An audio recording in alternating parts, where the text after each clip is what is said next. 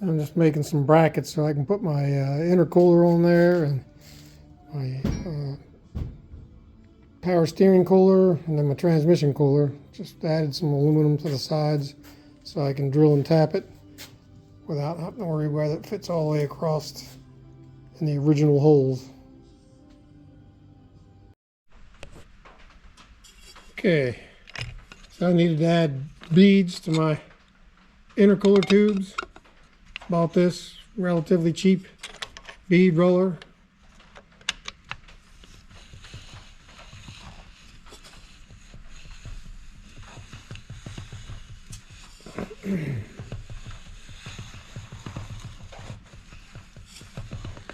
Just keep going around, tighten this up.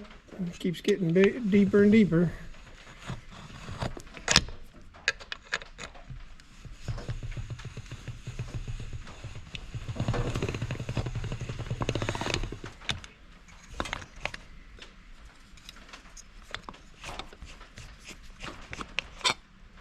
There I have a nice bead so the clamps don't slip off the intercooler when the turbocharger pressurizes. Mocked up my intercooler pipes. Did some welding, my aluminum welding. It looks okay, but it's not professional looking like some people's, but it's connected. Lots of twists and turns, but trying to fit it all under the hood.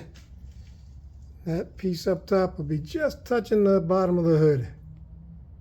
I still have to flare the ends so the clamps won't slip off. I have to figure out how to do that. Here's a view of the intercooler I installed, bolted to the radiator, and a view from the front. Hopefully just a little package tray in top. Because the old doghouse wouldn't allow the Cummins to stick in that far. So I have to make a custom one and make it out of aluminum. Here I've got it laid out on the aluminum. I'm cutting one out in cardboard first to make sure it's the right size before I go cutting my aluminum. I've just made it out of 16 gauge aluminum. Still got to sand and paint and put a little more weather stripping around the sides, and then the latches. That covers everything, gives me a place to put cell phones and anything else I need to right in the top there. I replaced the latches at the bottom.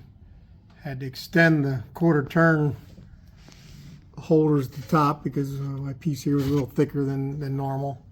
I'm gonna add some carpet for the top and an edge piece so nobody whacks their head if it stops fast.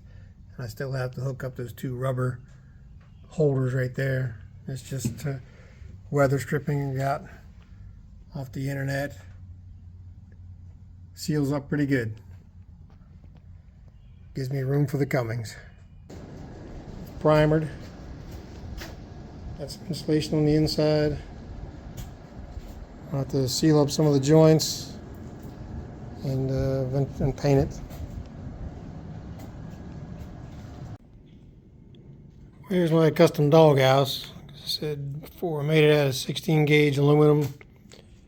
Got the weather stripping up from a generic site. Transferred the rubber mounts here from the old one to the new one. Rebent them a little bit. These are just generic straps that I used, latches that are used in the same position as the old ones. And then I have some quarter turn screws that go in here that were just an extension of the old ones. Got insulation on the inside. Should hold the Cummins and make it a lot quieter.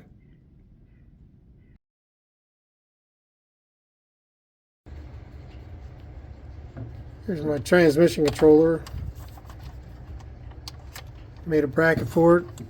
I mount it up under the dash where it'll be mostly clean, mostly dry. The transmission connections are all right here. I got to connect up power, pink wire, and I just made a ground so I can touch the ground wire and should be able to try it out.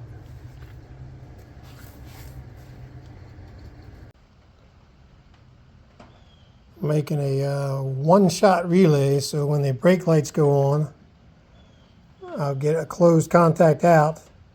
That'll turn the transmission controller, or feed the transmission controller, so it disconnects the torque converter lockup. So if I brake hard, the engine's still not trying to run the transmission. It's just a one-shot relay, normally used with an Arduino. You can set the time, change the time with the potentiometer, and change the time scale with some of these other ones. And I've got it set to about 1.5 seconds. So it just gives me one pulse. So it turns off the torque converter lockup, and I'm able to stop without any problems. That's where I mounted my transmission control box. And then this is the user interface. The user interface, you can adjust where the shift points are, when lockup occurs, when overdrive kicks in, and then the E-Trans control transmission controllers. What I bought came with some pretty good installation instructions. Tells you where all the wires go.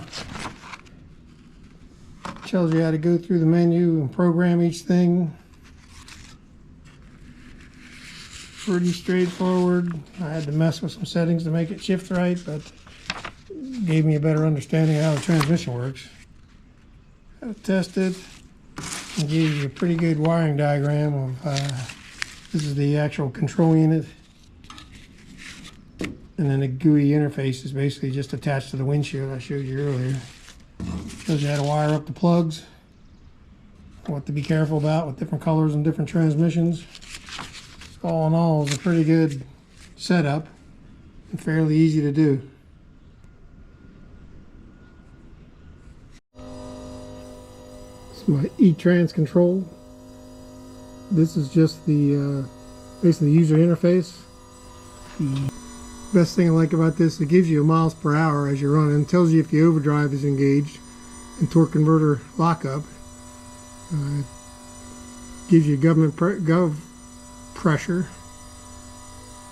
You can go to the next page. You can set up just about everything. You know, you have normal, tow, and sport modes.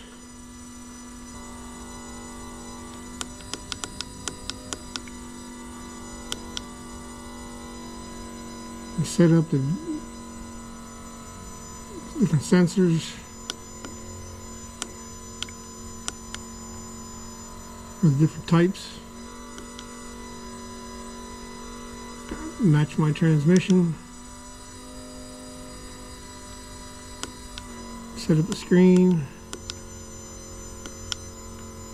Set up the government when you want the governor pressure. You set up when the overdrive kicks in, when you get torque converter lockup, all that's settable. Found it's pretty easy to use. Switching to the menu is okay. You don't have to run this thing all the time. You can disconnect it once you get it programmed where you want. But I kind of like it just like it is.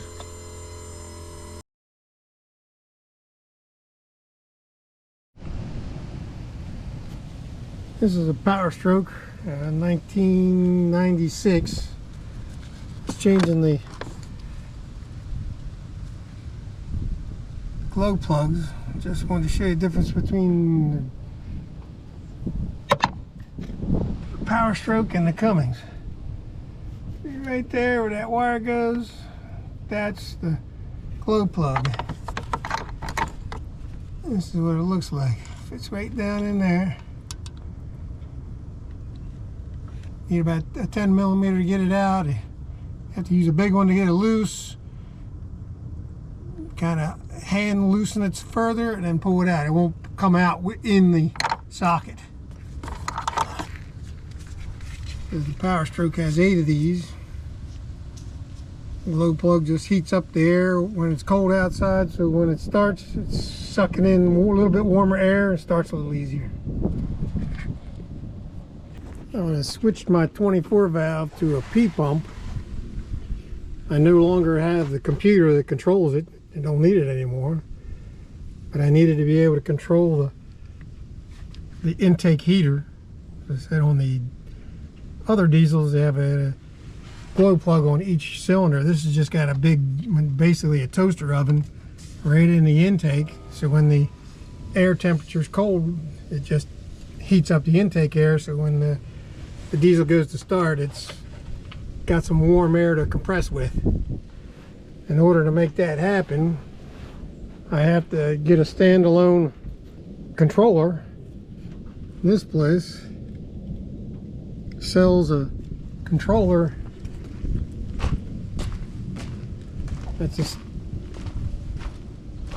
standalone controller. All you need to do is, I got it mounted in the battery box, but provided some voltage. It has an output to control the relays and that control the intake heater. You connect it to the controller uses the intake air temperature, which is right here at the end of the Cummins. There's almost looks like a map sensor in there. Same type of thing on the end, but it's a temperature sensor for the air intake. That feeds down to the controller. The controller has an output for the weight light. My weight light, I just connected to the original one.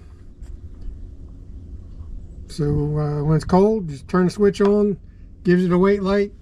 It turns these original relays on that turn the grid heater on.